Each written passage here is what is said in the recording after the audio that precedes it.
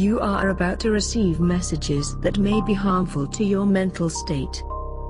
Your sense of reality will be questioned. Your view on things will be altered. You are now part of the meta. The meta controls everything. The meta determines what will and will not happen. You are watching the Meta Show.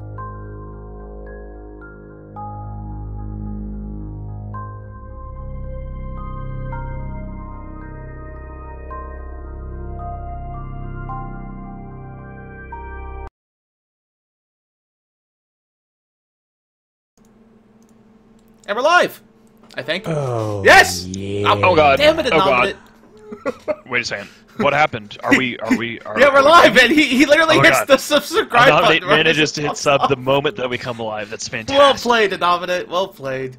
Okay. Whoa, you're like Well, all like out of focus now. Here we are at it again. We have new overlays. I'm about to get a chance to see them in a second. It looks like I'm still like greened out. Wow. Also, yeah, it's work in progress. It's all over everything. That is a sexy bunch of overlays right there. I'm pleased by that. I'm actually going to try and move my camera down a little bit. So yeah, you were like, when you go to chill mode, literally back. just like a talking head. Yeah, so... Sort of in and out. Okay. Yeah, I know. Got the red shirt. We got everything going on. We got some excellent new overlays. So I want to brag on the boys for a moment here.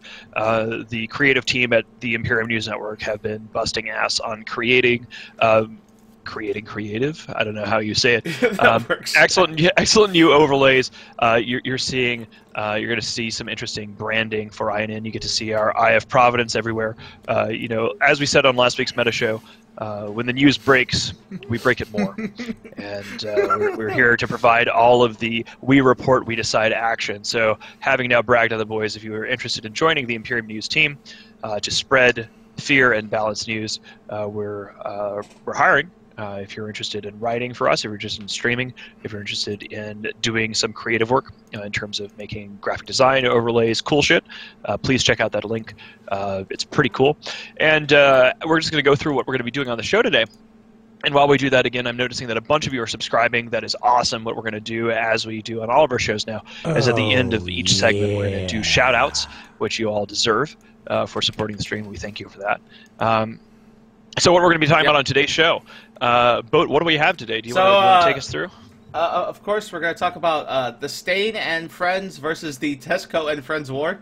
That'll be our top story today because it is all over the news. I've read it for like 700 posts. We'll talk about in the Nullsec Power Hour, Wrecking Crew got wrecked. That happened just after the Meta Show or during the Meta Show last week, so we didn't get to talk about it. I want to talk about a guy soloing a Citadel and a frigate because he found a way to do that, and it was kind of hilarious. That's pretty crazy. Yeah, and then Brave Newbies are in a state of panic after PL dropped the Citadel this week in DO6H, and they announced an SOTG, and everyone's trying to sell their shit and panic move. It's great. They haven't even had their soft touched yet.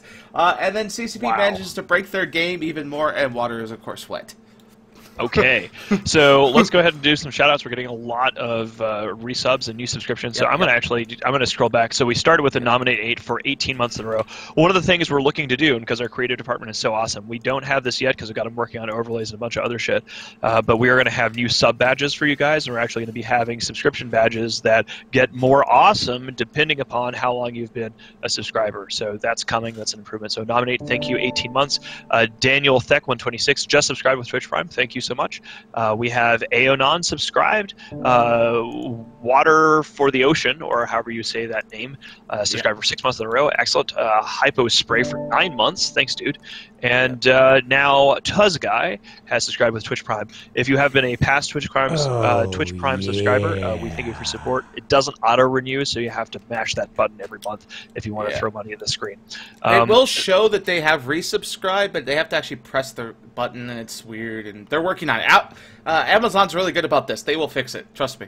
They're really good about this. We also have, two guests today in the guest segment coming up. I forgot to mention this. We're going to have... Kind of a big deal. Yeah, we're going to have Reza, who's the Waffle CEO. I can't remember how to say his last name very well. Reza Najafi. Yeah, and then Farsaloni which is one of the PLFCs. We never had him as a guest, so this will be a new thing. It's going to be very exciting. And also, while we're saying this and we're mentioning subscriptions, we're getting Nyanak Helsinki subscribing for a year, and he says, PL, please kick back country. I think they probably will because bad country stats suck. And Real Lee has just subscribed with Twitch Prime. So thank you guys so much. Yep. And now, in terms of pressing the button and getting the meta, as C Shuffle points out here in chat, we're going to get to press a button and take a look at a transition screen, aren't we? Yes, because we're going to the top story. Ooh, baby! And one last one. We got Yankee Jim 1975 just subscribed. Thanks, man. I appreciate it. So, Thanks for supporting the stream. Real quick, I want to add before we move to our top story that we did adjust the audio, so when someone does send a donation, it will not read out their text because that got so long last week that it was cutting off our guests. They were like sending like essays to be read by our bot, and our bot didn't like it. We do appreciate the donation. Yeah, I love the donations, but it just won't read it out loud. It'll show. And while we're still in the transition, I'm gonna still catch these guys. We got Board Tech 03 and CTU Bauer just subscribed. One with Twitch Prime and one regular subscription. Thank you guys so much. And now, I mean, now for our top story. Yeah, it's amazing. Just top story, baby. Here we go. I want to change this. We've been bouncing back and forth last couple of weeks on what to name it. I like to call it the Stain vs. Tesco, the war who has more friends, because as we realized last week, 85% of EVE is now officially involved. The only group that is not officially involved in this war, officially until today, is PanFam. PanFam are the only group not involved. TC has been now starting to hit Delve Ratters and Ratters and such. So yeah, all of EVE is now here. I want to point out here, just as a quick interruption, something that Urandus has pointed out is that we are doing the Twitch wrong, which is there is a rule on Twitch, and we are bad at rules, that when somebody subscribes to the channel that you spam some of the Black Eagle at them. So, guys, if you are subscribers, when somebody does join the team, please make sure to welcome them on board with some Black Eagle. So that was Talton subscribed, like we said, CTU Bauer, so, and Forteco 3 previously. So let's get those boys, welcome them into the crew, the Imperium News Network. We report, we decide. Let's do it. Back to yes. You. So what do we want to go? We're going to report on a win for us. I don't know if you want to call it a win, but I call it a win. So we're going to go in order. I tried to keep this chronologically ordered for the news this week on our top story. It starts with the biggest fight to happen in the South since B-R5.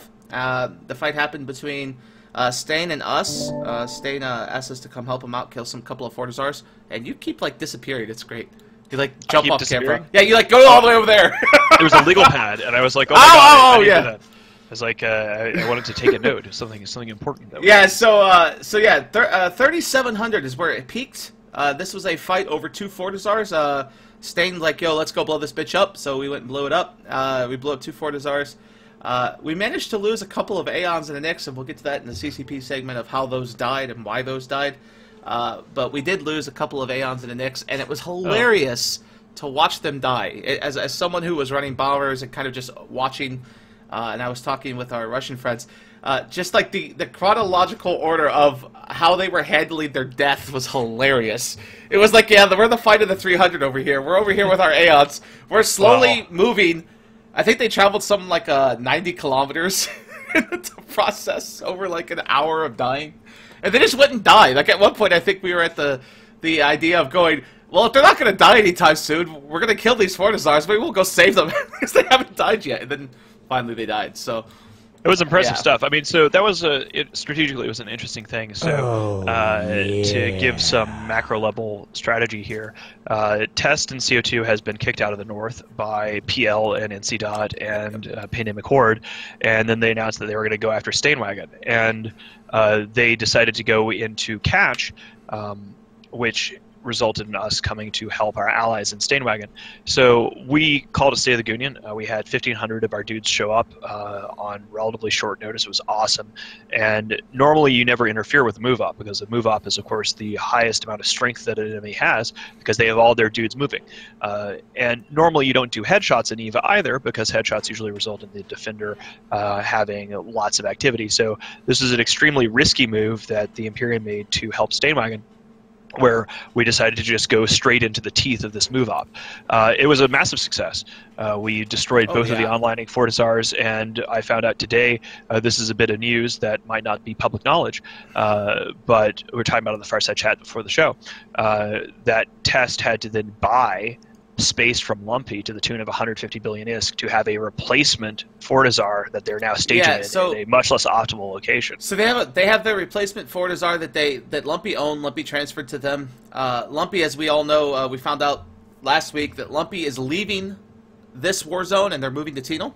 They are currently taking all of the Sol that was owned by the drone walkers, and they will be swapping homes, so to speak. Drone walkers coming here, they're going north. So they gave up this giant constellation, this pretty much indefensible, our very defensible constellation to Test. They're going to be transferring all that over, and Test paid for it. And I mean, it's a good move by Test when you think about it. I mean, if you can't take shit on your own, you might as well buy it. Assuming that they have the ISK to sustain that, but we'll see how it goes. That's the point. We'll see what happens. Can you really support that? Because they're also paying MC to be here. We found that out recently. And of course, as part of this, I don't want to jump ahead. I don't know whether this has been called out in the top story, but this is sort of part of the top story there, where, let me go ahead. Yeah, no, speaking of MC, just as this kicked off, just the day before the op began, Black Omega Security, that being Suis, last week we called out Suis. We called it live, on a whole bunch of things, and it was interesting because then he tried to Facebook message me. He tried to yowl in the channel. He was basically doing anything that he could to try to get the last word, because he's one of those sorts of guys. But he's now in MC. The New Eden Trade Network thing doesn't seem to be going anywhere. He seems to be selling his Keepstar BPO. But so essentially, that was in CO2. Now it's in MC, and there's this big ass fight. I was very proud of our boys. We managed to accomplish the strategic objective, even though we were outnumbered massively in some caps. It was 2,000 to 1,200. Yep, it was pretty crazy.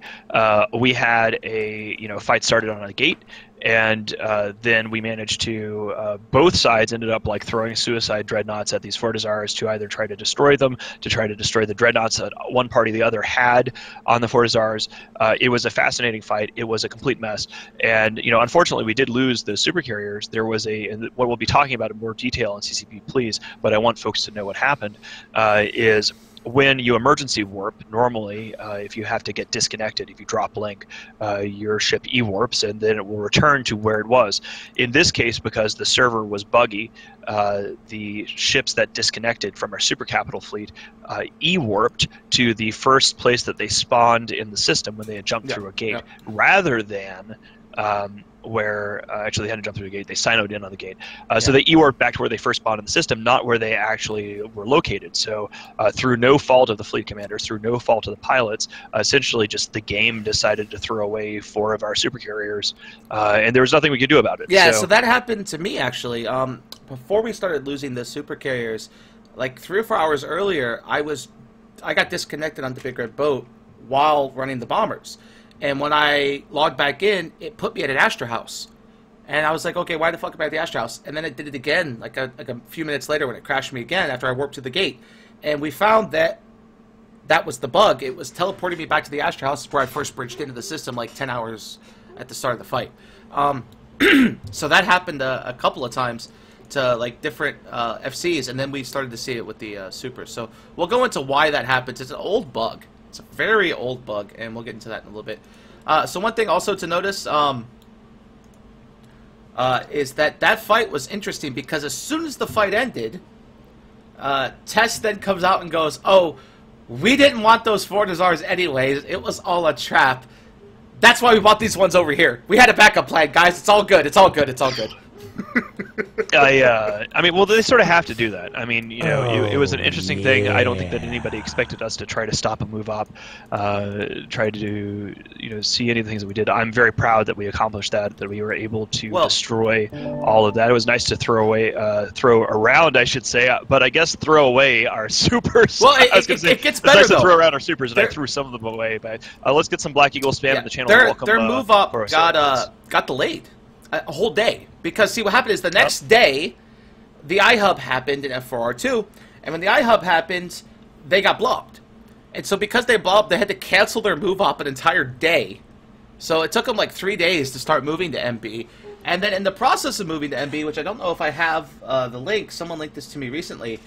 Oh yeah, here it is. It's a guide, How to Kill Max Sended Newbies. This has been going on pretty much non-stop since that fight ended last Sunday. So this fight ended New Year's Day, Sunday, and has been... This is basically what it looks like. There have been a stream of battleship wrecks coming out of Black Ops, coming out of Sword Fleets, basically to the point where CO2 has told everyone, stop moving to MB unless you're an insta-warp interceptor, or you're going to die. And then their warp interceptors die because they get pipe bombed. So it's been an absolute fucking mess for them. Absolute shit show. Because getting through Curse is a nightmare, right? They picked the worst system to move to unless you're Titan bridging.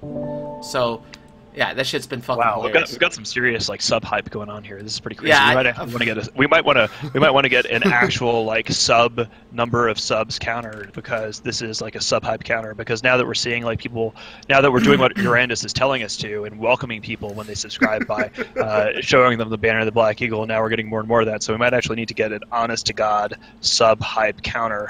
We have one. I just have to turn it on. It's like we're real boys and girls now, or something like this. We're getting all professional. So yeah, no, it's been a train wreck. It's been a train wreck all week, and so it keeps going. So example, pretty much every day this week, a bomber fleet of some kind, either ours or friends of ours, have obliterated an enemy fleet. So today, a test Maelstrom fleet got wiped out by bombers. It's believed those might be QFC bombers. We're not sure. Some people say it's third party. Some people it was there is no QFC. There is no QFC. There's certainly not bombing test fleets in any way. No, totally random. Okay, it's just like Spectre Fleet. Just like Spectre Fleet, it's totally neutral. Yeah, so that happened. Nothing to see here. So also live on stream during Deopa's streaming of where I just happened to be on a gate, FCON tried to take a gate, and that didn't go very well for them. They proceeded to lose 90 battle cruisers to some guy named Boat and his bombers. So it's actually been a really fun for bomber. If you're a bomber pilot in EVE, CCP gave you this thing called a dick, and they told you to use it to stop bombers, but nobody's using them. And every day this week, I vaporized at least one fleet with bombers. It's absolutely they changed the name, right? They changed it to something else, but I don't give... I'm going to call it a dick. Or something, everybody's going to call it dicks, just like we call Force Auxiliaries fax machines. Exactly. So, but yeah, no one's using them. Like, I killed a Jackdaw fleet, which is literally designed to use the motherfuckers, and we wiped out 100 of them, and they didn't have a single dick fit. So it's like CO2 just put away their dicks and didn't really bring them to the fight, you know? That's why I like calling them dicks, because I get to make that joke. They didn't bring their dicks to the fight, so I chopped it off.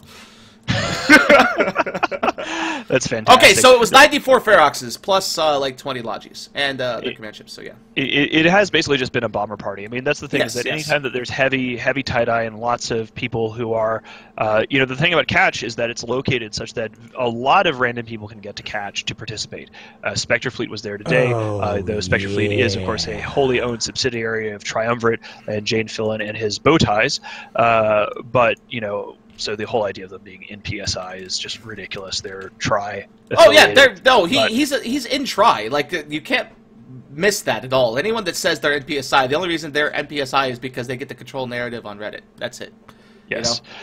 Well, in general, the whole thing, like with Catch being where it is, means that people can third party, even if they're not real third parties, but totally random people can come to Catch and bomb stuff.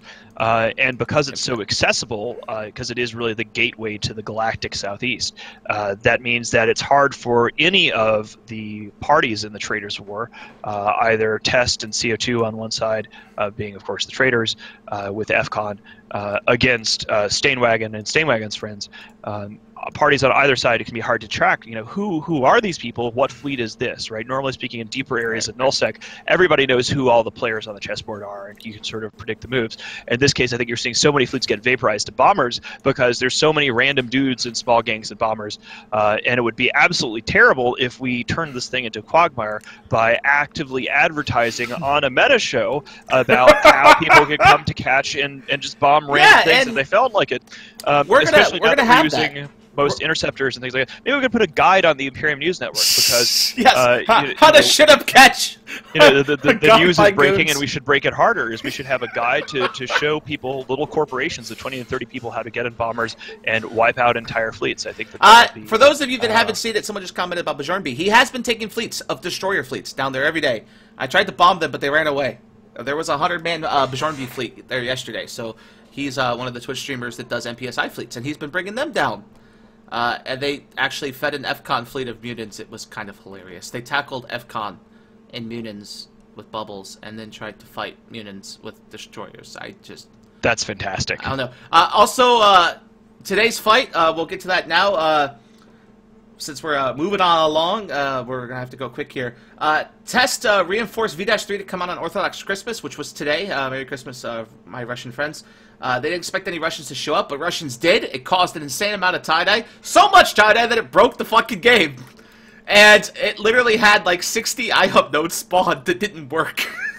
And not only did they not work, but it was interesting actually because there's always our enemies are always pushing their version of propaganda and trying to sell their little narrative. But one of the things that I think is really funny is you get to actually see the effects of the tactics that we're using properly when we're using things and doing things the right way, when we're using mass claw fleets, sword fleets to gank everything that moves. There's a ton of headshots that got done, and while these nodes were breaking, these guys are sitting there and complaining about how they're not getting the fight handed to them on the platter that they want, how they're having to spend hours and hours in tie-dye, how it sucks so much. Captain Patrick Archer is whining. It's really just beautiful. Now, I want to promise all of our enemies that is all that they can expect, is whenever anyone gets near the sphere of influence of the Imperium or our allies, that we will do our level best to make sure that we find whatever makes their gameplay as awful as possible. Oh, yeah. And just go, okay, well, they seem to like the yacht fleets. They seem to like us using big boy toys, and they got a taste of that in F4R because we had to use the hammer there in order to accomplish the objective. But now that that objective has been accomplished, we can just go, okay. I mean, our guys in Elysium today, which is the big General Jabber channel on goonfleet.com, were just so happy about blapping FCs. Like, we killed Gig Exasalt, Pro-God Legend died, Billy died, to our dudes just running around in interceptors and blapping everything. So Jita's apparently out of interceptors. The interesting thing, too, yeah, so Jita ran out of interceptors so much so that Test couldn't reinforce their interceptor fleet. They were telling people, we're out of interceptors, bring jackdaws. We ran out of interceptors. Test tried to import more interceptors of various kinds, but then they got killed by Wardex. They lost 20 of those. Link in the channel. So yeah, it was interesting you mentioned Captain Archer, because during the F4R2 fight, after 10 hours of fighting, he goes, I am never doing this again. This tie-dye was ridiculous. I spent 10 hours here. I don't want to do this again. Then he shows up today to do it, and then blames CCP for him having to be here for 5 hours. So, wow. But we'll get to that. So, so yeah, that's sorry, the war happening in the north right now. It's just kind of a shit show. Or no, I say north for us because we live in Delve, but in Ketch. So yeah, Jita's out of interceptors completely. There's no interceptors in Jita at all. I want to make sure that we have everybody on the same page about what we're calling this war, because we clearly can't allow CCP or our enemies to name wars, and we know that it makes them very angry when we set the narrative and we set the name. Does. So just like with the casino war, being the casino war, regardless of what people say it, this is, of course, the traitors' war. And we just want to make sure that everybody is on the same page, that it is the traitors' war, and anybody who calls it anything else is wrong. It was actually kind of laughable that people on, I'm not sure whether CCP's PR guys tried to do this or somebody, but they're talking about the winter war is heating up. There's been so many winter wars over the years, it's not even funny. I mean, history and otherwise. So we gotta go quick. It's the traitors' war, boys and girls. We're gonna miss our guest here if we're not quick. But, all right, let's go no-slick power. No, real quick though. I want to point out though, we won the station timer with a bunch of interceptors today. They had 1,200 people. We had like 300 because it's the Russian holiday. And the Russians brought a ton. They brought as many as they could, considering the holiday, and it was really awesome. And we still won the station. That's kind of funny. We almost won the iHub. It hit 95%. The last node finished at 95% to win the iHub timer, but that's when the first node broke, and that's when we lost. We weren't able to get any more nodes there, and that's when eventually the thing turned. So that was hilarious. The iHub actually almost got saved also. Apple Pear said they had almost 2,000 dudes That is versus pretty us, cool. and we still saved the station. I mean, you know, this is the thing, is that we are honorable third parties. We're here to help our allies in Stainwagon, Yep. and the way that we show love and help is by, you know, showing everybody the joys of interceptor warfare. Yep. I mean, the So- alternative for interceptors is they could level up and start using fax hackers, just like adults do. But Yes, so we don't want to tell our enemies how to not be bad, but, you know, Nullsec Power Hour! And we ooh have a fancy boy, let's transition. do it. So before, as we move into the Nullsec Power Hour here with our fancy transition, Calm Saram, thank you for Twitch Prime. Scooter McKay, 15 months, yeah. thank you, sir. Find the Lost, 13 months, and a Skeptic Nerd Guy, 23 months. Thank you, almost 2 years. Wow, that's amazing. Thanks, guys. This is awesome, and like somebody saying earlier in the chat, it is probably inappropriate for us to interrupt the stream to tell people to spam Black Eagles to welcome people, but that is a habit that we should get into. Urandus is absolutely right. Yes, so, because guys, Black Eagles here's the thing. everywhere. Black Eagles everywhere. So basically what we want to do, guys, is Bode and I will keep doing the show and introduce our guests and do things, but when you do see a new sub, to tide him over hold on. until we can give him a shout-out. We gotta interrupt please here do too, welcome because him. not only did With Billy Black and Pro God Legend die, Blue Eyes died also, which is another Test FC, and his And Proby Gigex Tank involved. killed. Gigex Yeah, is- so you did kill him. Gigex is So. Proteus, which was good. So dead traitors in the Traitors' War. That's the way. So it should as we be. move into Nullsec Power Hour, we move into that thing that happened right as the meta show was ending last week. That's true. Or during the meta show, I believe.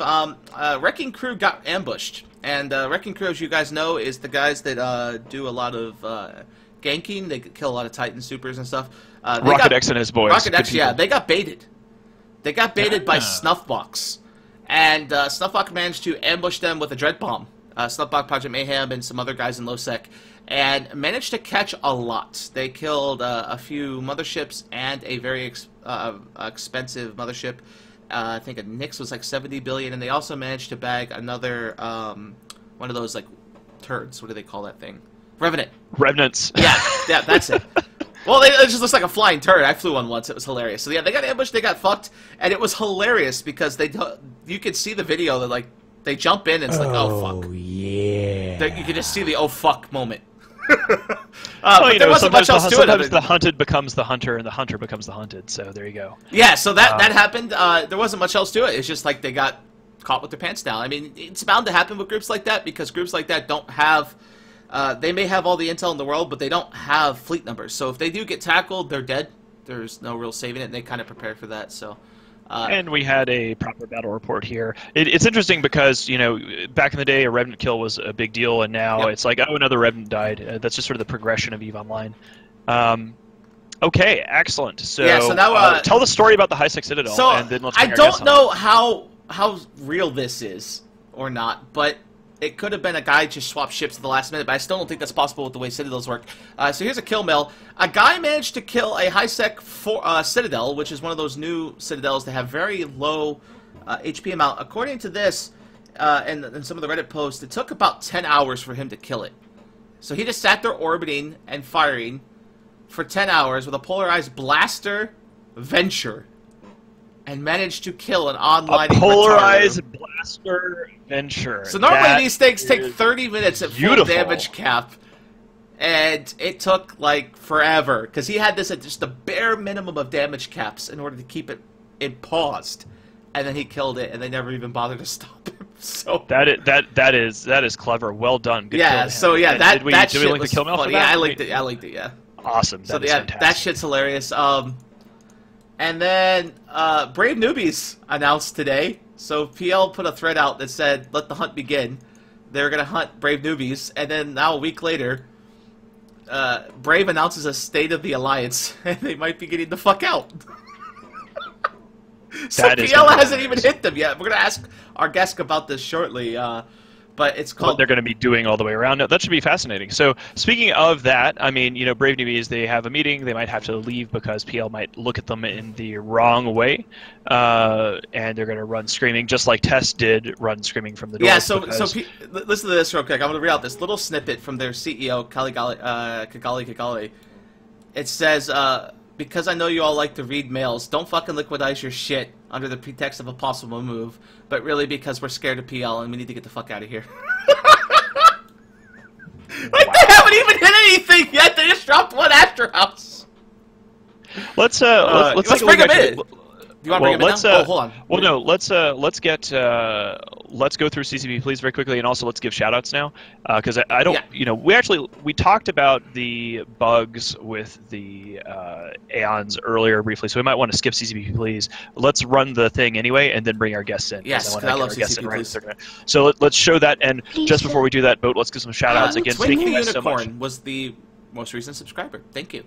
And that was it. I'm going to go here and scroll back. I think we had, I was seeing Skeptic. We had Skeptic. We got that last segment. That was last segment. We did. Yep, okay, so I want to make sure that we didn't leave anybody behind. The CCP Please segment. I love that thing. So this is the best transition. So yeah, one thing I want to go. We'll just do this extremely quickly. So today we had a bug where, for the first time ever with hacking, Entosys would finish. The cycle would end. It should die. It doesn't die, it stays there and doesn't count the progress. I believe there were up to 60 nodes spawned for an iHub when at the most you're supposed to get 10. So that was a very major bug. It prevented us from winning the iHub. We should have won it easily, even though we were outnumbered 2,000 to 300. We had the iHub easily won. Since we make the news, that's how I'm reporting it. And then, of course, we won the station. So obviously we would have won the iHub, but CCP fucked it up. And it was great. When our Aeons died to that bug, there was no crowning from the heavens of CCP, fuck you, you fucked up. Our guys just laughed because we're used to CCP fucking up, right? But when this iHub thing happens, there were 12 threads on Reddit from 12 different groups going, what the fuck, CCP? Tarkidius, Captain Archer. Like, all these people crowning, oh my god, CCP, you're making it impossible. It was great. It was fucking fun to watch. I need to give a shout out here because Kit Thrace is awesome, and apparently I missed him. He subscribed for the first month. Welcome aboard, dude. We are trying to get better about making sure we can call out people. And Thing on a Spring, 20 months, yay! 20 months. Well done, dude. So there was a lot of howling on Reddit. Like, I'll just link the most appropriate thread real quick. They were going nuts about the fact that CCP quote unquote broke this, but CCP don't control this shit. It just happens. This is the first time it's happened since Fossil came out. Fossil's been long around fucking time, and I've never seen this. So, yeah. There's that, and then there's also the Aeon thing. So the Aeon thing was, well, we already talked about that, but the thing is CCP standard policy on reimbursement is, oh, it happened during a fight, we can wave our hands of it, wash our fucking hands, and that's probably what's going to happen here. But people are petitioning anyways, because why not? It's worth a try. We watched it happen. I think it was being live streamed, but you literally watched them warp 15 AU away when they're supposed to disconnect and warp 1 AU, so... Yeah. So I want to do two things here real quick before we bring our guests on. First of all, can we move, I don't know whether you can do this live or not, but would it be possible for us to move the alert box to just underneath the area where you and I are talking on the screen, like where it has our Discord handles, such that it doesn't block out the middle of the show? We're like doing it live here. See, so we can do that. But the reason we can, because I was doing it myself. I want to have it. I'm doing it live. I want to have it moved over there to shrink it down a little bit and get it out of the way so people can still see the chat.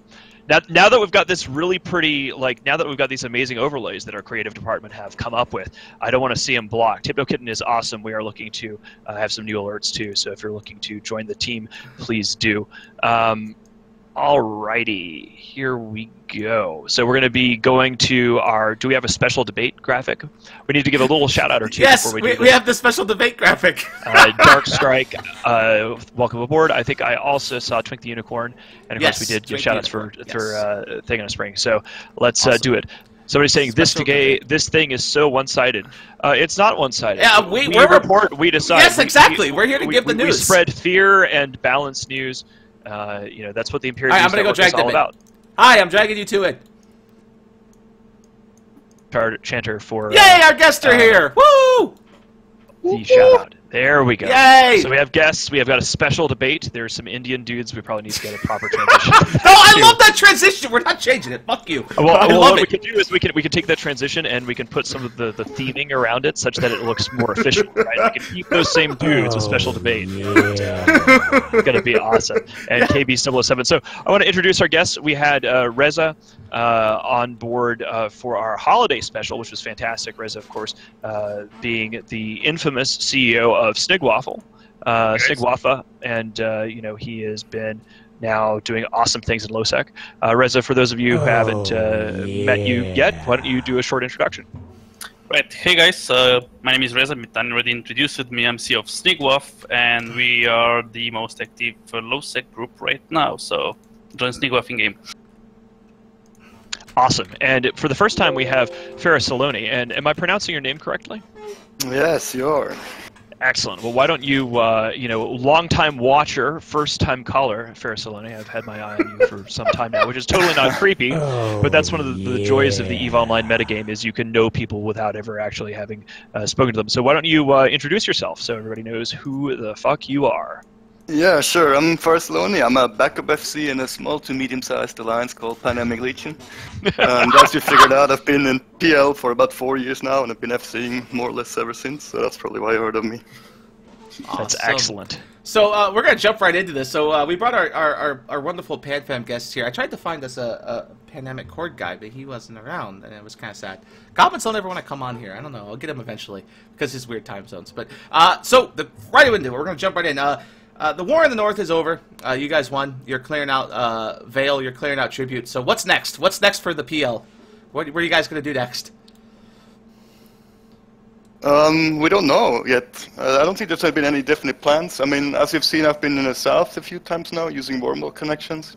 Yeah, and that's something that we're going to keep doing for sure. About that, why are you coming to the south? Are you here to kill the goons, or what are you actually doing down here? I don't know, we haven't showed you guys so far. I think except today, I think Vancouver got a bunch of you guys, but he killed his fleet, so that was over really quick. First Saloni was like, hey, there's a fleet from Vancouver there, blow them up, please, thanks. Yeah, so you guys have been coming down to honorably third party and only shoot tested CO2 like standard PL practice of honorable third party. I want to jump in here, but sorry, one of the things that is the point is that Reza has actually sort of gone like, I'm not sure it's fair for us to necessarily lump in Snigwafa as being a unified part of PanFam. Like, they are part of the extended Pandemic family, but Reza has been off doing his own thing. So for people who might have missed the meta show a couple weeks ago, Reza, why don't you tell us what your experience has been? You came down, you got involved here. How have things been for Snigwafa in the Traders' War? Well, yeah, like you said, like Snigwaf, it's not being that tight with PL anymore. We obviously have our close relationship, but we kind of do our thing, and we've been deployed in Mamaki for a couple of weeks now, having some fun down here. And to our friends in Steinwagon, like, firstly, Merry Christmas, because I believe they're having Christmas today. It is, Orthodox Christmas, that's true. Yeah, and after that, like, just hold it tight, guys. Like, help is coming from the north. A lot of people moving down soon, so... Yay! So help is coming from the north. You're saying help for Steinwagon? That's good to know. Yeah. So Reza, me and you had a chat recently, and I wanted to know if you don't mind sharing this on stream. I believe you got an interesting message from the FCON CEO, Tarkidius. What did he say to you recently that made you laugh so hard? Well, that's amazing. Like, Tarkidius is a really nice guy. He wrote me like a huge letter explaining his views on the last war between Steinwagon and Triumvirate, FCON, and whatnot. And he explained me into details every single move they did, every single NAP they signed and whatnot. And I must be honest, like, I didn't read the whole thing, but he sounds really good about it. And I told him, I believe your story, bro. Like, no real hate, like, no personal feelings, but we don't still like you, sorry. So, Tarkidius effectively did. He's a cool guy. He's a cool guy. He's effectively doing what he's done to me and he's done to Veronik and others. He writes essays to try and get a point across that he can do in 3 words.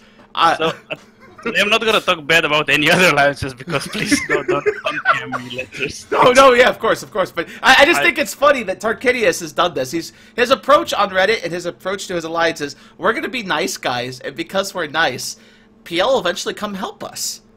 So be respectful, guys. If you're nice, PL is not gonna come, right, Farah? Well... I mean, PL loves nice alliances. I mean, Brave is a very nice alliance. PL certainly go to the test is full of nice guys. Nothing there. I don't know. It's been interesting. I mean, one of the things that I don't think people realize what's been happening in the political realignment, I suppose you'd say, of the post-Casino War environment.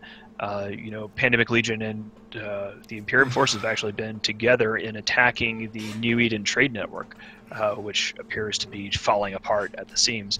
Ferrisolini, were you involved in any of the ops against the NATC citadels? Actually, no. I've been active since about World War B till pretty much 2 weeks ago. I've only came back like 2 weeks ago and started doing some shit here, but I've heard about it. What Yeah. brought you back?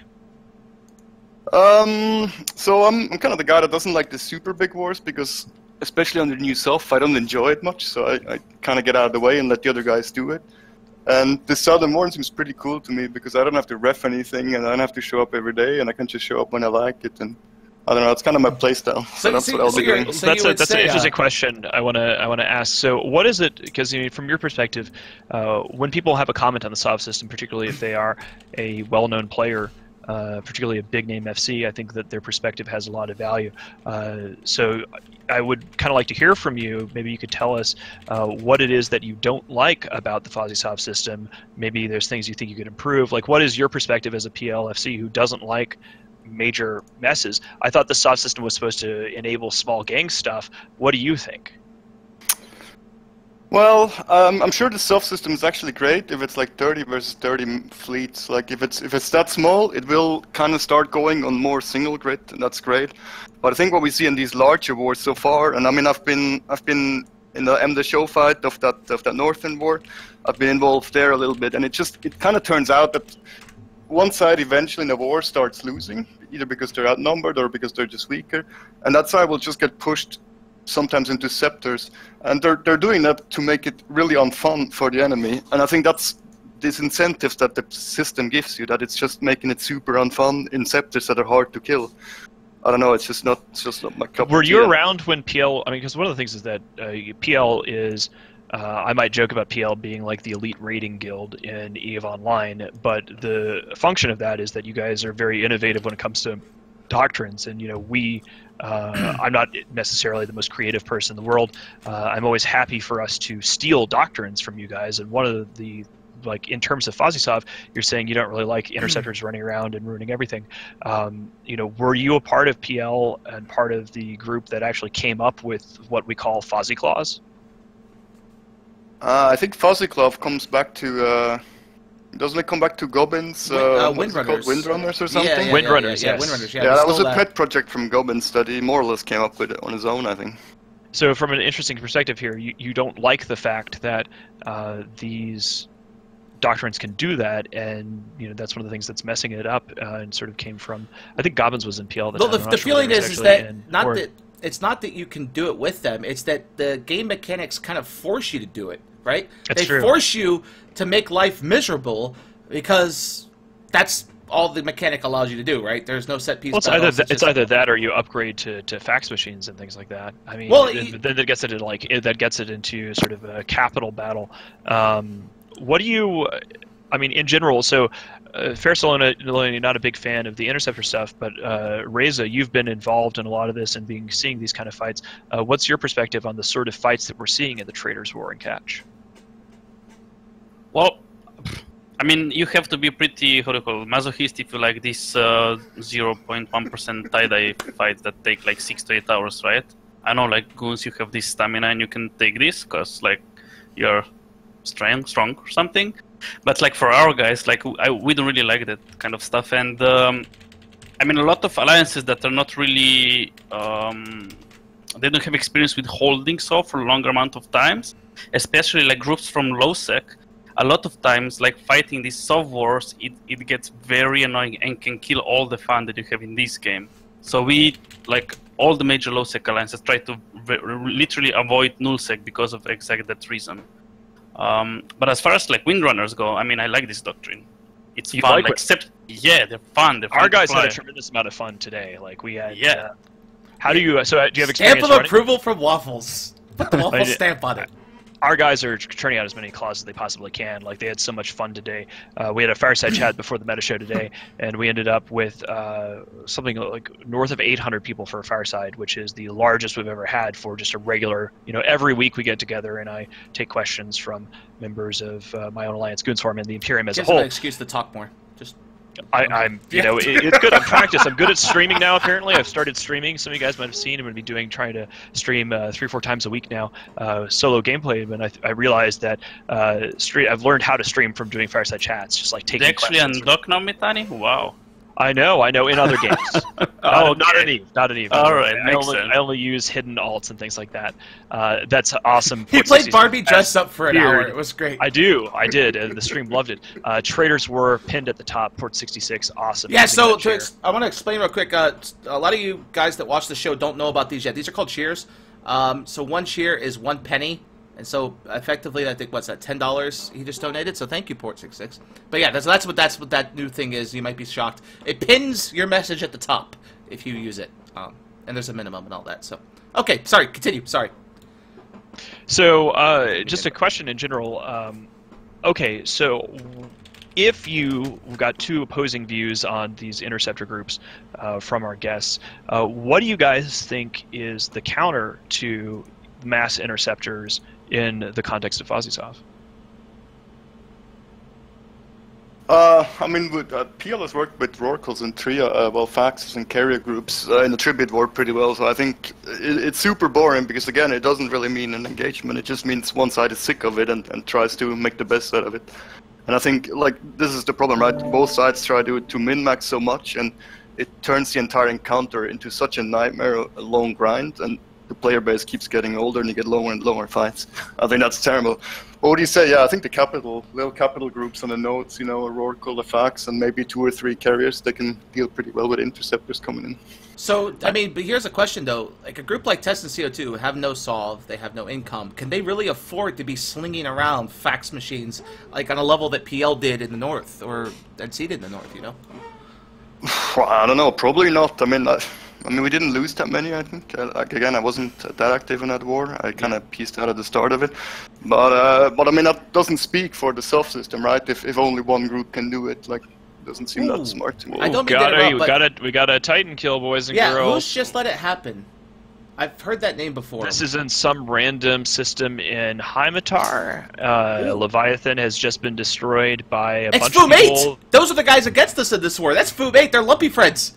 They're moving north. Yeah, they live with Lumpy. They're a bunch of guys. They're the guys leaving MB. They live with Lumpy and MB, so they just lost a Titan.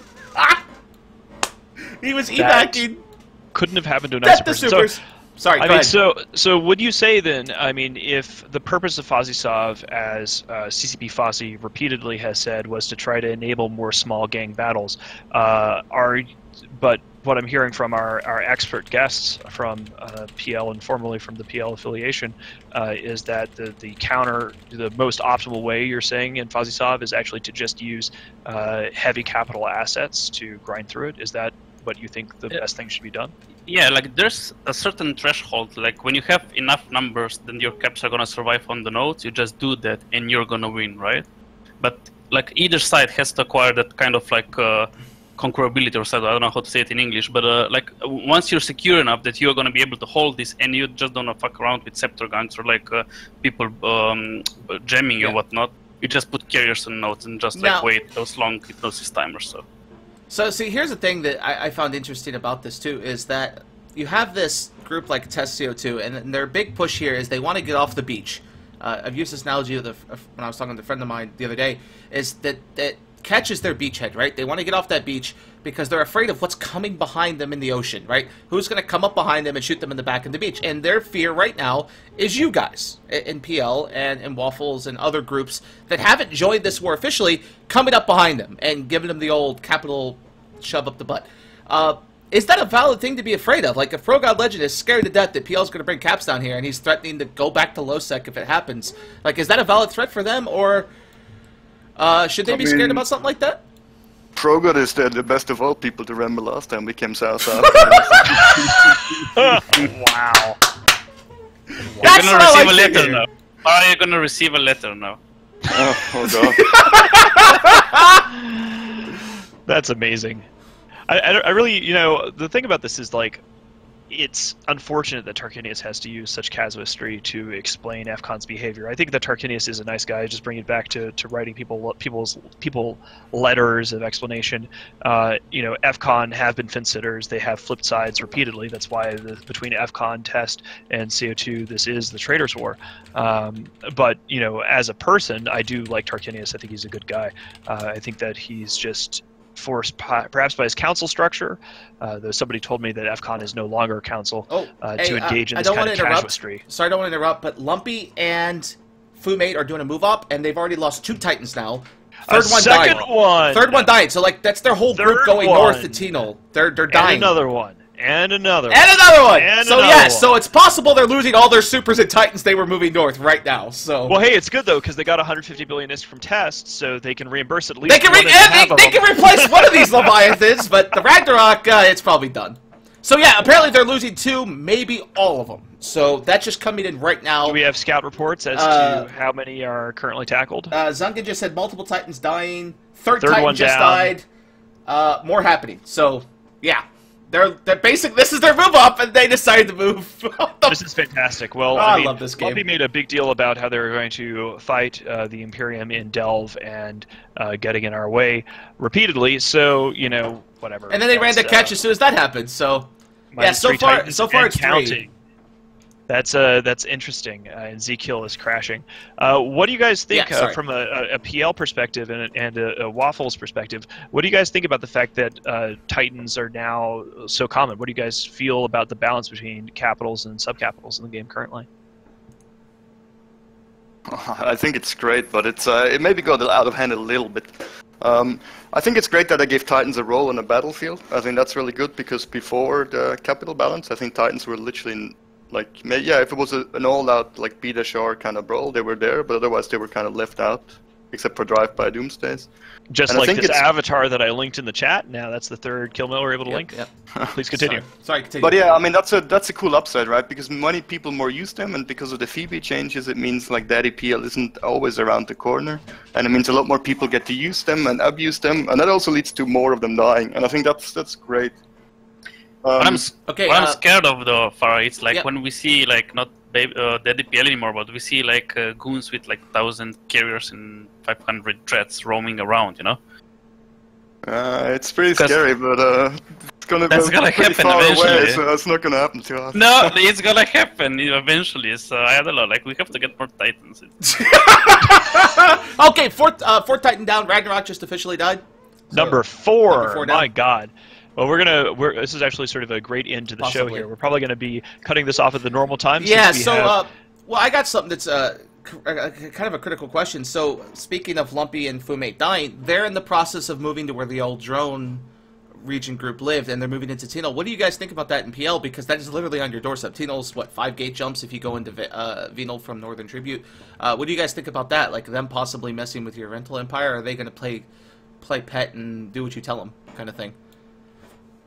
Well, I think they're blue, so there goes that. Ah, perfect. Wow. See, there you go. Okay, Lumpy is blue to PL. That's good news. I think it was a relic. I think they were helping us in the past or something. Yeah, they came north whenever you guys called. It was kind of during that war. Yeah, we had some good relations. Yeah, Killer B is a Yerman, as most of you know. So, and I think he gets along very well with them. And there goes that relationship.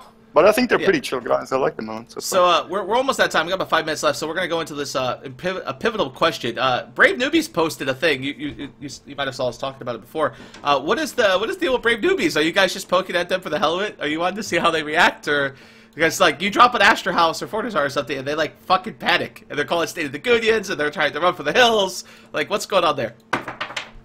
Yeah, I think people were just bored when Test and CO2 moved out, and between all the enthusing people still want to have guys to shoot, and Brave was just kind of there, and I think Dank will just drop Fortizar to see what up, and he kind of got the response he wanted. So Farah doesn't want to say the truth, but PL dropped the Keepsters in the show to drop the supers there, and they're deploying to the Brave Fortizar to just mess around with them.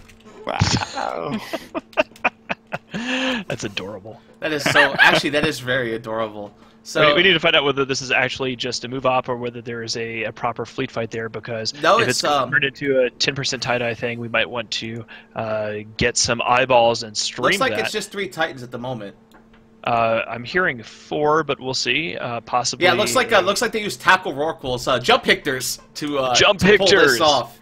Jump hictors are the new hot. So yeah, that's a question I have real quick. Maybe first, Elena, you do small gang stuff. So how do you feel about jump hictors?